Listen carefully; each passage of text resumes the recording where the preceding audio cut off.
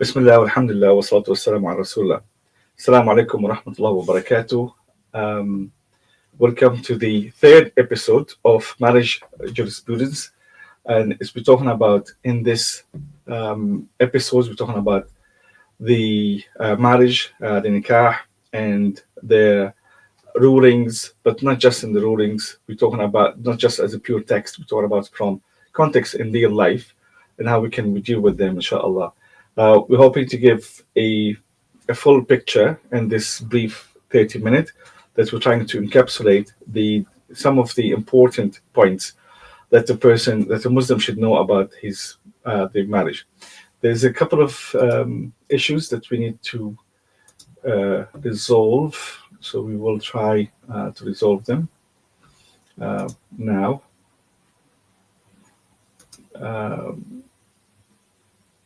It seems that we've got some issues with streaming on Facebook in some cases. Probably need to report it to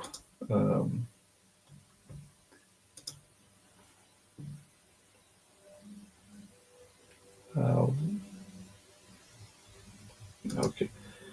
So sorry, it seems the Facebook platform of Stream Islam and IDC has issues in streaming, so we'll have to apologize for this. But inshallah, I will ask the technicians to look into it, the producers to look into it, inshallah, amend it for the next episodes. So thank you for joining me on this episode today. We've talked about the marriage, we talked about the duties and the rights, and now we're talking today about the talaq, the divorce, and there's the types of talaq and divorce and cases when it need to be allowed. So a bit about me. I'm Richard McLeod. I'm the head of the Islamic Sharia Council and the Islamic Sharia Court, which is part of it, North. And I have extensive experience, and I'm qualified as a marriage counseling counselor, which I've dealt with it for more than a decade now. I'm qualified and I'm registered as a counselor in Egypt, and I've done lots of courses around that, plus obviously my Sharia education training. So when I talk about divorce, I know what I'm talking about, and we've seen lots of people coming through the doors talking about it and want it, and there's lots of misconception and there's lots of abuse. Because the thing is with divorce, it happens and then people, subhanallah, there's people who abuse this right, and when it happens, people become sometimes very angry, understand that they're very hurt, deeply hurt, but then this is the time when people behave in a way. This time of dangerous times, which people have to be really patient and have their cool heads on them and try to work what they should be doing, inshallah, according to Islam and Sunnah. So marriage is the foundation of human relationships and is a part of our fitrah, natural disposition. Allah has designed marriage as a source of tranquility, love, and mercy. Allah Azza wa Jalla says in the Quran Kareem, وَمِنْ آيَاتِهِ أَنْ خَلَقَ لَكُم مِّنْ أَنفُسِكُمْ أَزْوَاجًا لِتَسْكُنُوا إِلَيْهَا وَجَعَلَ بَيْنَكُم مَّوَدَّةً وَرَحْمَةً. So Allah Azza wa Jalla says, and among His signs is that He created for you spouses from among yourselves, so that you find tranquility in them. And He has placed between you love and mercy. And that's Rumi 21. However, challenges may arise in marriage, testing the strength of relationships, testing the strength of Islamic knowledge, character, conflict resolving. So resolving the conflicts between the couples before even considering divorce. Muhammad sallallahu alaihi wasallam says, لا يفرق مؤمن مؤمنة إن كره منها خلقا رضي منها آخر. As in, a believing man should not hate a believing woman. If he dislike one of her characteristics, he should be pleased with another, and that's in Sahih Muslim. So Islam and Allah Azza wa Jal have put in Islam that divorce is not the first resolution you go for. There is a few things that you have to consider before going into divorce. Therefore, we know that divorce in itself is disliked, especially if the issue is temporary and can be resolved. If the decision is made in anger without reflection, marriage should not be ended hastily. However, when when it no longer serves its purpose of providing love and tranquility, separation may be become necessary. There is a myth about that divorce is being hated. It's widely quoted the hadith when Muhammad ﷺ says, "أبغض الحلال إلى الله الطلاق." The most hated permissible act of Allah to Allah is divorce, and that's narrated by Abu Dawood. The thing is, we need to look into this hadith, and the hadith has more than 12 versions, and it's, at best it's weak, ضعيف. Even if we take it then on face value, it only warns against the abuse of divorce, not divorce itself when necessary. So because it's rukhsa, because it's allowed, but it's a last resort. So Muhammad sallallahu and Allah Azza wa Jal is telling us that he shouldn't be going for that just hastily. Don't take it lightly. There is the hadith of Muhammad sallallahu again by Abu Dawood. It says, أيما امرأة سألت زوجها الطلاق من غير بأس فحرام عليها رائحة الجنة. So any woman who would ask the divorce without necessity, the fragrance of paradise is forbidden for her.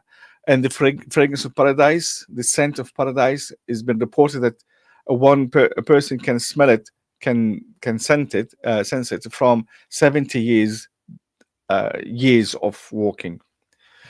But it apply for the woman or man who seek the divorce unjustly, not those who are experiencing genuine hardship and they can't take it anymore. They try their best and they can't take it anymore.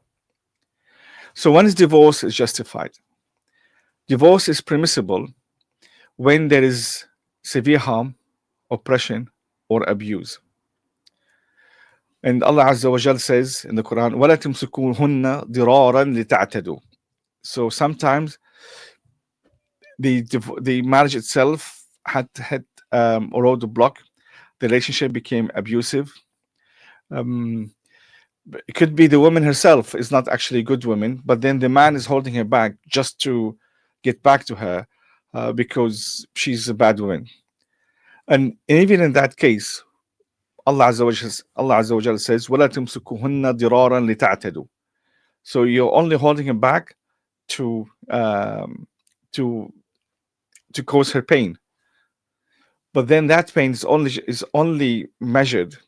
If you do it more than it should be, then it becomes i'tida, and you shouldn't be doing that. You shouldn't be doing overstepping the mark, that the pain, if you like, that she caused to you. But it's not for you to decide is how much that pain. You need to let go. So the meaning of the وَلَا تَمْسِكُهُنَّ ضِرَارًا لِتَعْتَدُوا is do not retain them, as in your wife, to harm them and transgress. And whoever does that has certainly wronged themselves. And that's in Al-Baqarah 231. So the couples fails to uphold the objectives of marriage, love, mercy, and tranquility, then you need to let go. And Allah Azza wa Jalla says, فَإِمْسَاكُمْ بِمَعْرُوفٍ أَوْ تَسْرِيحٌ بِإِحْسَانٍ. So either retain them in kindness, and kindness is also according to the standards that here your social group is part of it, the good standards, or let them go with generosity. And that's again Al-Baqarah 229. So you can see that the relationship either have to be either hold the marriage together in kind manners or let go in generosity. So when couples come to me and then seeking divorce, We say to them, whatever happened before, this is the time now to be generous. This is the time now to be gracious. This is the time to be have really good manners and uphold good manners now while you're actually divorcing. Whatever happened before, maybe you were kind together before or not. Whatever happened before, this is the time now to be really good, upstanding character, Muslim, proper Muslim, inshallah. So with divorce, there's different ways to end a marriage. We got the divorce, the talaq, and there's you got the annulment, which is the fasakh or the khulu'. Now, they're all talaq. The ulama have used different terminology to distinguish between one and the other on a technical term. So they all talaq. So the talaq, the divorce, the divorce is talaq. The annulment is talaq, which is a fasakh as well, and the khulu' is also talaq. But the technical side of it is a bit different. So the divorce, talaq, could be initiated by the husband or the wife. Usually initiated by the husband. The husband make the talaq and give the whatever financial duties that that the wife is entitled to. Could be the deferred mahr, and also you've got the talaka, which is the financial, the mut'a, which is the financial support after the talaq, and also the idda money. So all that have to be given. Then you have the talaq for abuse.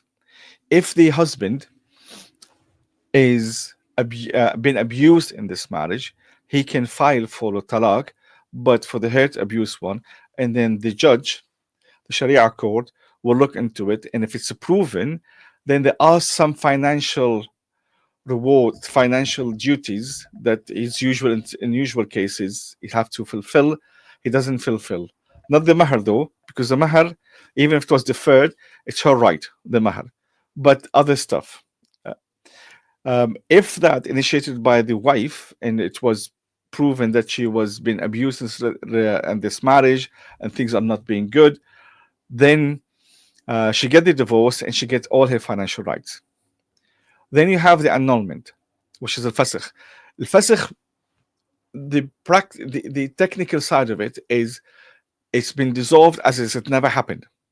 And that's mainly when two get engaged and they do the nikah, the aqd, but they don't actually sleep together. They don't starting their life. Never did happen. So what happened is, if the divorce happened then, the sheikh will, al-qadi, will make fasakh.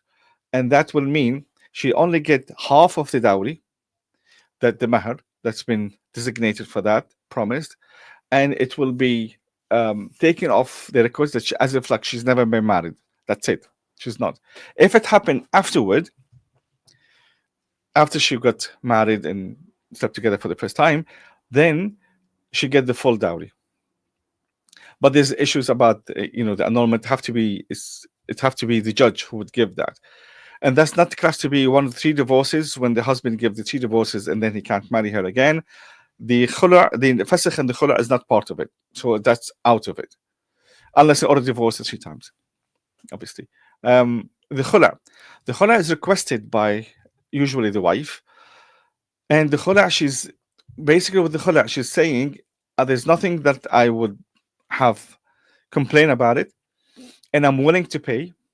That's the distinguished thing about the khula'. I'm willing to give back the mahr, the dowry, or I'm willing to pay, and then in order for the husband to give the khula'. The husband in that case has no choice but to accept, and unless if he persistently refuse that, then the judge will intervene, take that right from the husband, and issue the khula' himself. Now, with the talaq, go back to the first talaq. There is revocable and there's irrevocable talaq. So when somebody give it talaq, usually it is revocable. So then they'll have to observe their period, their idda, the waiting period. The waiting period usually is 3 ministerial cycles, and the women can stay in the house of their husband, him providing all that time. And then once the 3 ministerial cycles have expired, then the divorce actually happened. Meanwhile, She can be act like his wife, dress like his wife, but the moment he touch her again, the moment he changes his mind, the moment he wants her again or he act upon it, then that divorce become annulled and she's his wife again. That's why it's revocable. And that's usually twice that can happen. The third time is not. So, in the third time, she doesn't have to stay in the house. He doesn't have to provide for her in his house. She can provide for her when she's in another house. And that's from al-ayah again Al-Baqarah 229 الطلاق مرتان فإمساك بمعروف أو تسريح بإحسان. So you can divorce it twice before then it become irrevocable. So a revocable divorce, and that's الطلاق البائن. This is when they cannot return. He cannot return her. The minor irrevocable, which is the al-ba'in al-sughra, then that occurs when he can have her back. If the three divorces happened, these three talaq happened, then she cannot go back to him before she marries someone else. And Allah Azza wa Jal says, فإن طلقها فلا تحل له من بعد حتى تنكح زوجا غيره. Says Allah Azza wa Jal says, and if he has divorced her for the third time, then she is not lawful to be for him afterward until she marries a husband after that, other than him. And it happens at the time of Muhammad Sallallahu Alaihi Wasallam, somebody called Rifa' al-Quradi. He divorced his wife 3 times, and then his wife married Abdurrahman ibn Zubair. Abdurrahman ibn Zubair hasn't consummated the marriage yet, and she wanted to go back to Rifa'. And she came to Muhammad Sallallahu Alaihi Wasallam complaining about him, which wasn't true what she said anyway. And then Muhammad Sallallahu Alaihi Wasallam found out that nothing happened between them yet. He says, حتى تذوق عسيلته ويذوق عسيلتها. So you have to actually have step together before you can go back. If you want the divorce, then you can have the divorce and go back to your husband, Rifa' al-Quradi.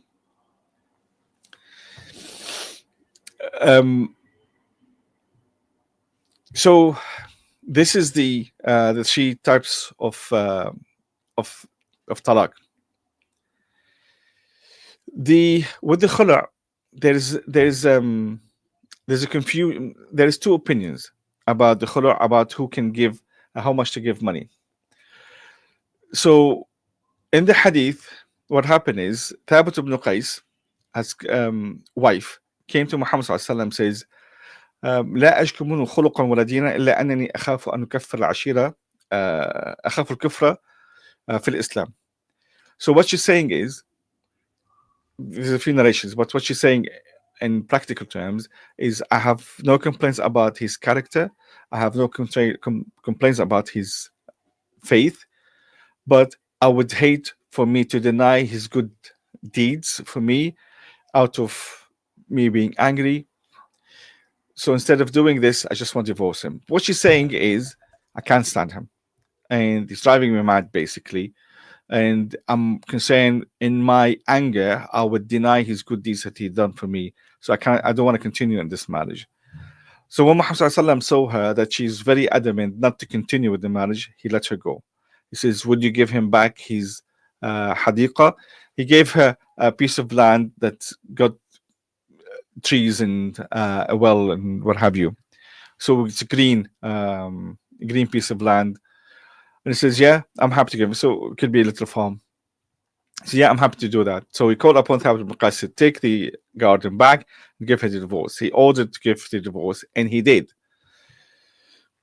And that's where the hadith of Muhammad sallallahu alaihi wasallam, the ayah comes, فَإِنْ خُفْتُمْ أَلَّا يُقِيمَ حُدُودَ اللَّهِ فَلَا جُنَاحَ عَلَيْهُمَا فِيمَا افترت به.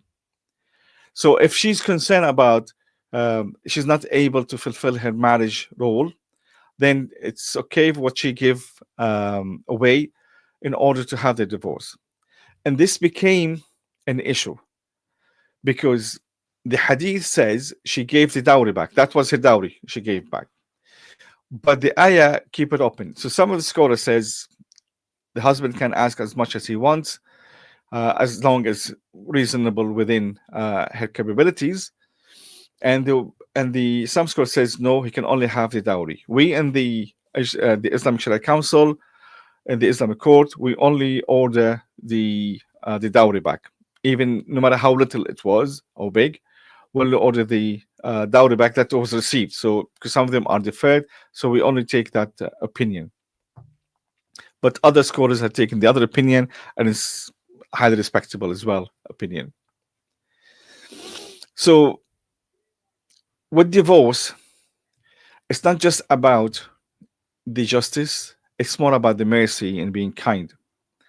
Allah Azza wa Jal says in the Surah Al-Baqarah, وَلَا تَنْسُوا الْفَضْلَ بَيْنَكُمْ. Do not forget graciousness between you.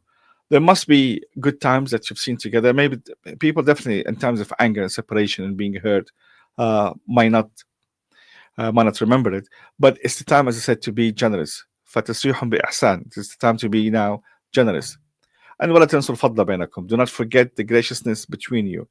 So in time of separation, this is where it's you need to be more than fairness. You need to be generous here, especially with the financial settlement post divorce support, which is متعون ومتعوهن. So give them financial support على الموسع قدره وعلى المقتر قدره متاعا بالمعروف. So give them a provision, the wealthy according to his means and the poor according to his means. A provision based on what is acceptable, a duty upon the doers of good. And that's Surah Al-Baqarah 236.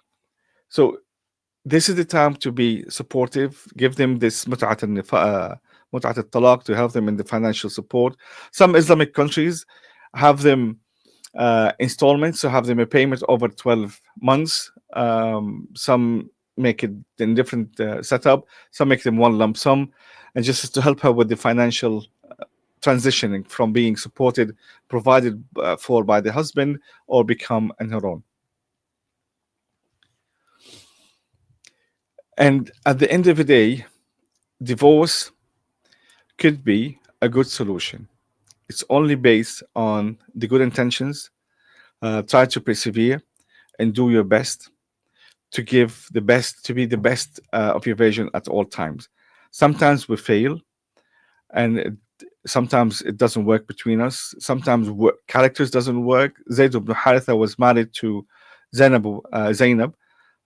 She's the cousin of Muhammad sallallahu alaihi wasallam. Zayd was he adopted him before it became forbidden, and he loved him so much, and he well brought him up. When they married, they were fighting all the times, and according to the narrations, she was actually not nice to him. And he would persevere, go to Muhammad sallallahu alaihi wasallam and say, she's doing this and the other, and Muhammad sallallahu alaihi wasallam says, take it easy, let go. Try to give him a bit support, but do not divorce her. But if it get to a point where it's not doable anymore, it's not permissible anymore, there's no tranquility, there's no mercy, there's no love between them, then Allah Azza wa Jal says, وَأَنْ يَتَفَرَّقَا يُغْنِ اللَّهُ كُلًّا مِنْ سَعَتِهِ. So when they get separated, and if they separate, Allah will enrich both of them from His abundance. And as it happens, Zayd married some good women, and Zainab married Muhammad sallallahu alaihi wasallam. So divorce is not always the end of the road, but as long as it's done with good intentions, as long as it's done with at most good characters. I remember we had a divorce case where the brother, mashallah, tabarakallah, he was really good brother. He understood the Quran and Sunnah, and we discussed it. The thing is, the wife wanted divorce, for things didn't work between them. He acknowledged it. He says, okay, give me a chance. And she said, well, I gave you a chance before, but I'm not willing to do it anymore. And we discussed it in length, me and the husband. And eventually says, I've done my best. I'm going to let her go. And he was really good person. So not all men or women are bad when it comes to divorce. The separation to the last point. They say, okay, we made a mistake. SubhanAllah, it didn't work between us. Even if there were kids between them, and they get to amicable divorce and understanding. So SubhanAllah, may Allah make it easier for all of us, and may Allah show us the right way, and may Allah help us to find the right path for us, and do it with the best intentions and the best actions, inshallah. أقول قولي هذا وأستغفر الله لي ولكم ولسائر المسلمين. See you inshallah, and the next episode we should be talking about polygamy, inshallah. Wassalamu alaikum wa rahmatullahi wa barakatuh.